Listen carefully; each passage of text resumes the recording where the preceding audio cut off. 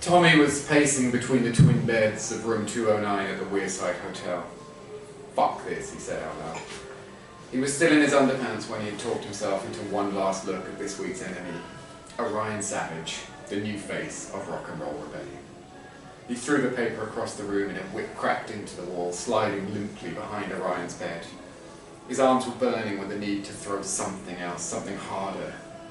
The van key was by the kettle on a little bamboo table in the corner. He swiped it off the table, holding it by the chunky steel keyring, and flung it at the wall, regretting it as soon as it left his hand. He climbed onto Orion's bed and smoothed the bits of chipped plaster and paint back where the keys had hit the wall.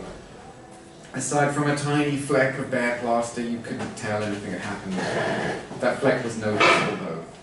There was a folded flap of paint next to it, and if he could get his fingernail underneath it, it would be good as new.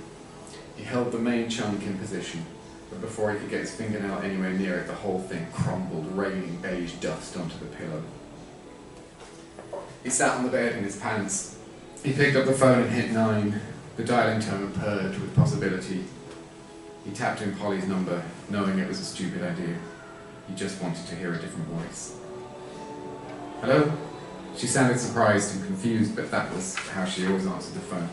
"It's me." "Who's this?" "It's Tommy." "Where are you calling from?" "Sunderland. I'm in a hotel."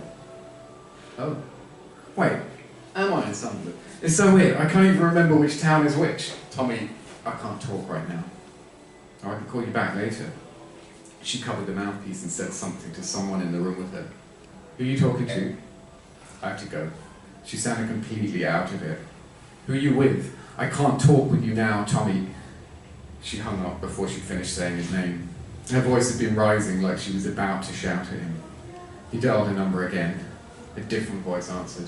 "Tommy?" "Who's this?" "It's Kath." "Put Polly on." "Leave her alone, Tommy. Don't call her again." Kath hung up. Tommy redialed and it went straight to the answering service. He tried one more time and got a message saying the number was unavailable. He slammed the phone into its cradle, then stood up and kicked the bamboo table. It wasn't a clean hit, and the table scraped along the floor, sending the kettle clattering to the ground.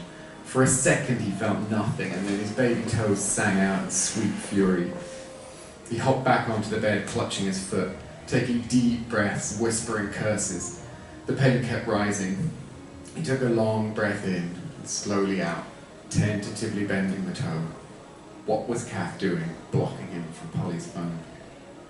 Gradually, he allowed himself to uncurl his fingers and look at his toe. Apart from a bit of redness, it just looked like his toe. He wiggled it, then stood up, straight onto the base of the kettle. He picked the kettle up and slammed it on the table. It didn't make a loud enough noise, so he slammed it again and didn't stop slamming until the surface of the table was cracked. Holding the kettle like an extension of his fist, he smashed it into the wall and threw it across the room. He kicked the table over and stomped on the leg, splintering it. If Orion could wreck a hotel room, so could he. The room had a small flat-screen TV on a dressing table facing the bed. It was tuned to the box with the sound muted. He flung the remote towards the open window. It spun over and landed on the grass with a wet thump. He stretched his fingers round the sides of the TV screen and pulled. It made a crunching sound, but held firm.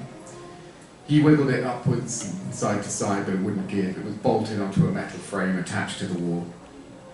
He sat on the bed and watched the moving images on the screen. Spice Girls flying a ship through a post-apocalyptic world was strangely soothing. He let it all wash over him.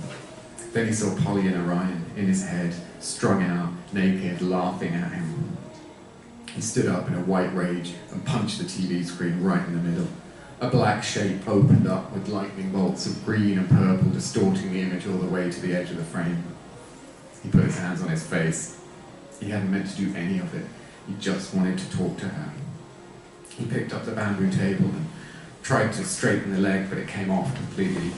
He was still holding it when the hotel manager opened the door, red and stocky with a grey moustache and a muddy remote control in his hand. He took one look at the television and said, "Have you got £900 in your pocket?" Tommy swallowed. "I want you out of here." The manager stepped up to him. He became very aware of his bare toes. "I'm really sorry," he said.